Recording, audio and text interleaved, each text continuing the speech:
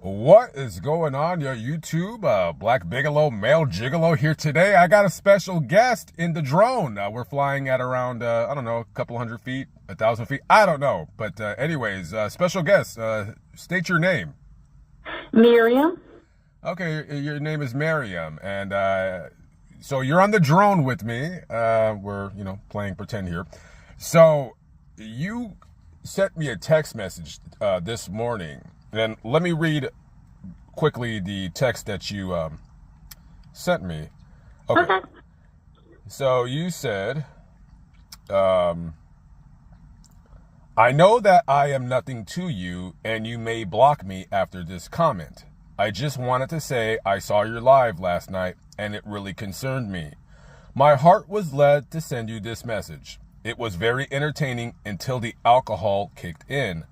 I am nothing but an old lady, but I've seen too many people ruin relationships and livelihoods with alcohol. Believe me, being buzzed is not a good look for you. I will pray for your continued safety and discernment in decision making. I love your channel. You're doing a good thing, but just please be careful. You are a good person, my friend.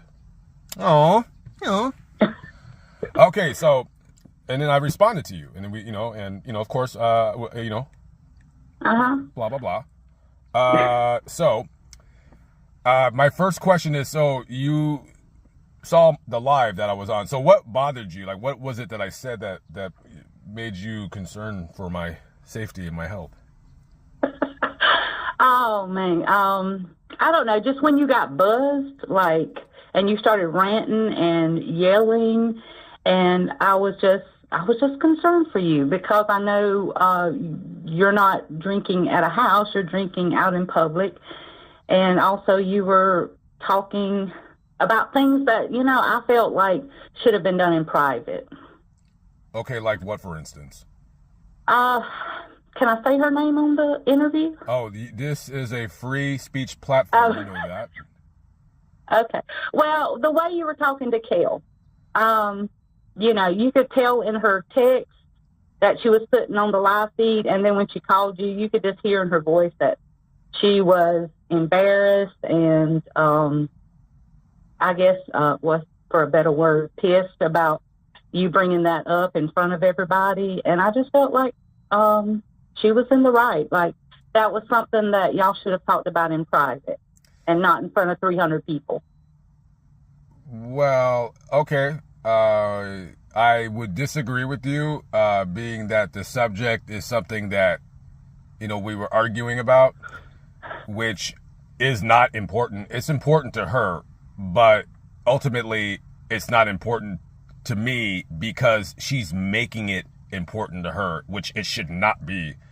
I felt that she's wasting her time, and you cannot be fraternizing with somebody who I look upon in that genre as my enemy. And by the way, guys, before, if you're listening to this, I'm not talking about other YouTubers, really. That's not we're talking about basically AI channels. We're talking about people who are making content similarly in the same subgenre as mine, which is kind of true crime.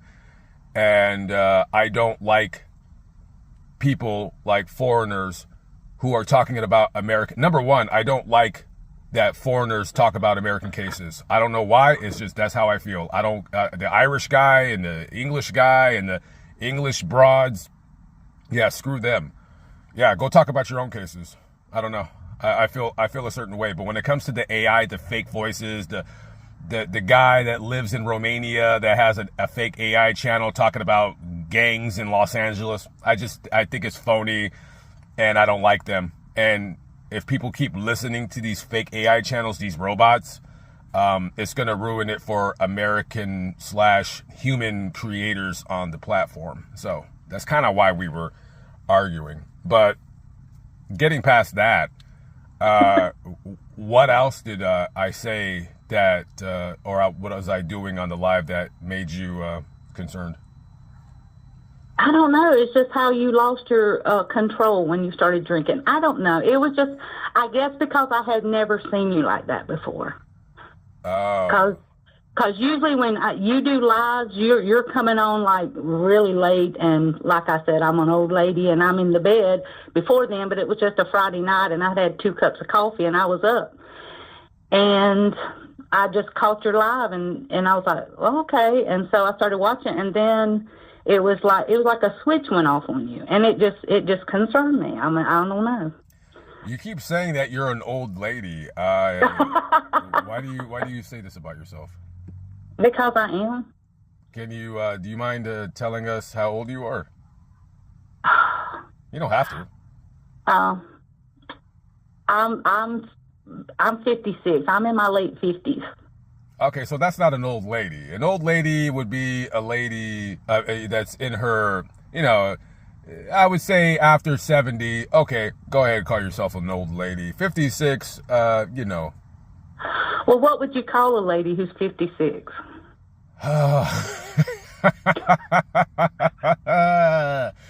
Does this thing have a parachute? I would call them. I would call them a beautiful lady in her mid-50s that does not look her age. That's what I would call it. Yeah. Aren't you sweet? I try to be. I try to be. But so I mean, do you think I was being like, other than that, the argument? Do you think that I was being like nasty or disrespectful or? Yeah, to a point. Yeah, I think you were being disrespectful to her. I think I even told her I was sorry you were being disrespectful to her on the feed, because I don't know. I don't know. I was raised in a time that men, I don't know, they just don't raise their voice to women, I guess. I don't know. I agree with you wholeheartedly.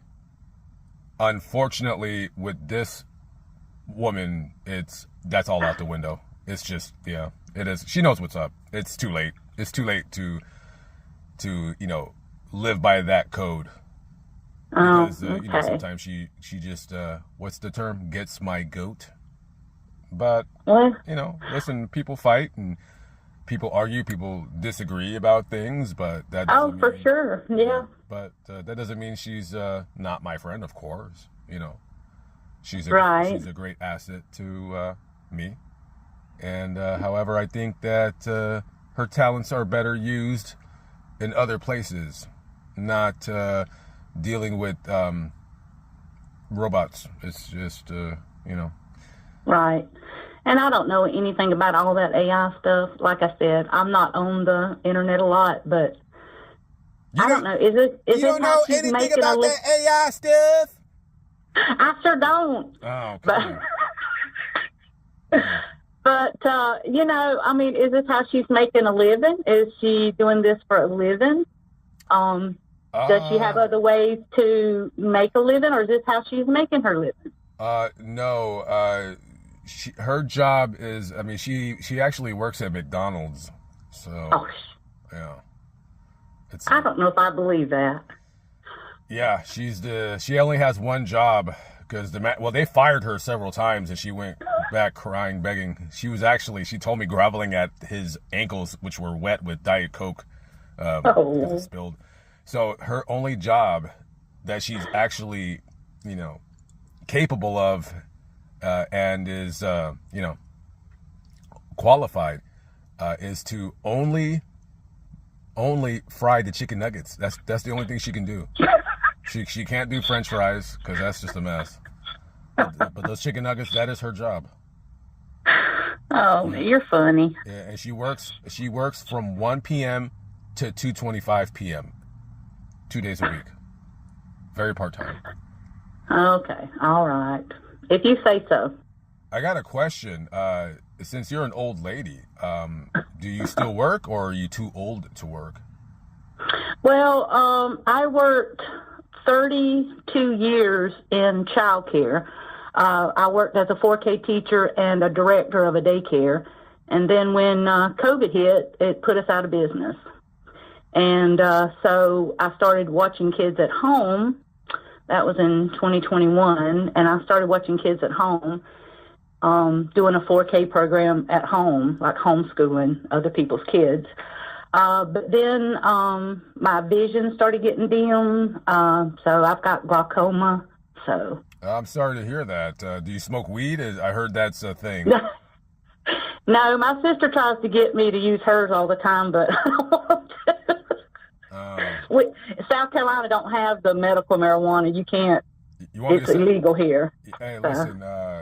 You want me to send you a little something next time I go through somewhere? No, I'm serious. A little pen. I'll send you something. No, my husband be upset with that. So. Oh, you got a husband. Oh yeah, I've got a sweet husband. Oh, okay. So he takes care of you. He takes care of the family.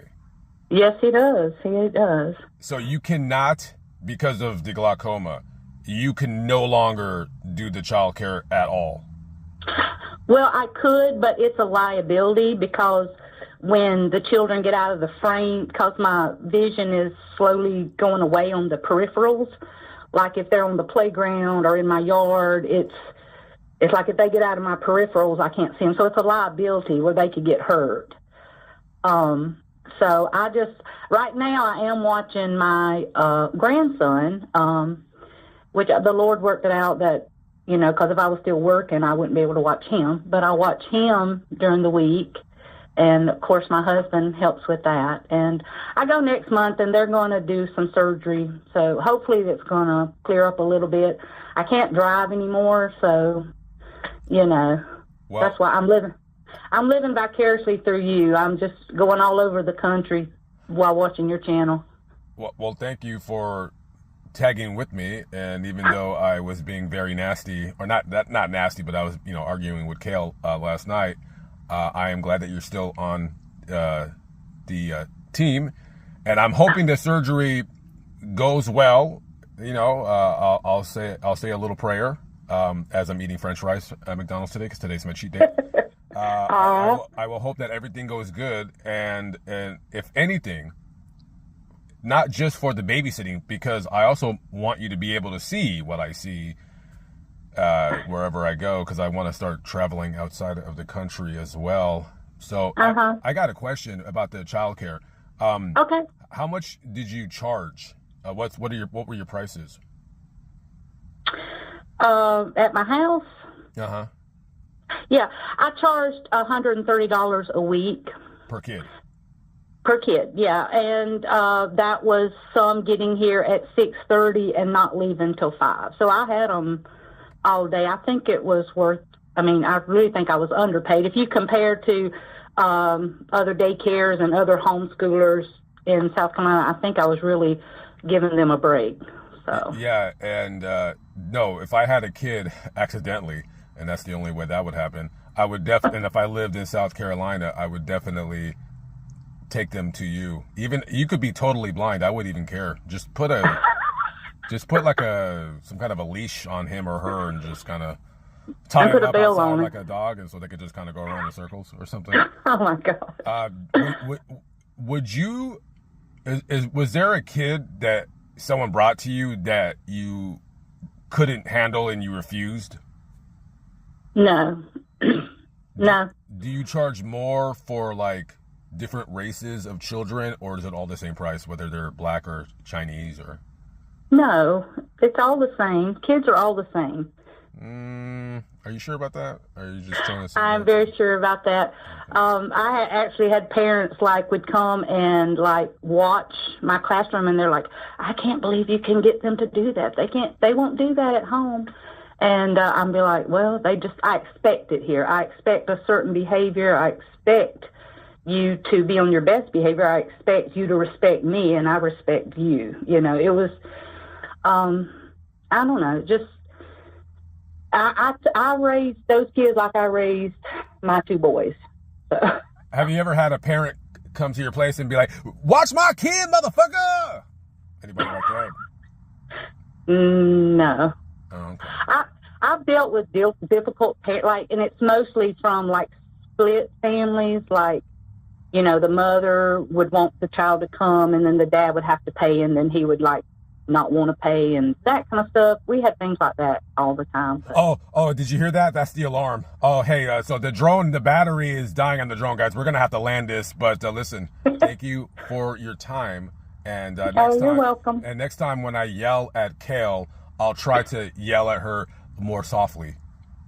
I'd appreciate that. Okay. All right, guys, we're going to land this thing. We're having problems with things flying nowadays. So, all right, well, we'll catch up with you later. Have a good one. Peace out.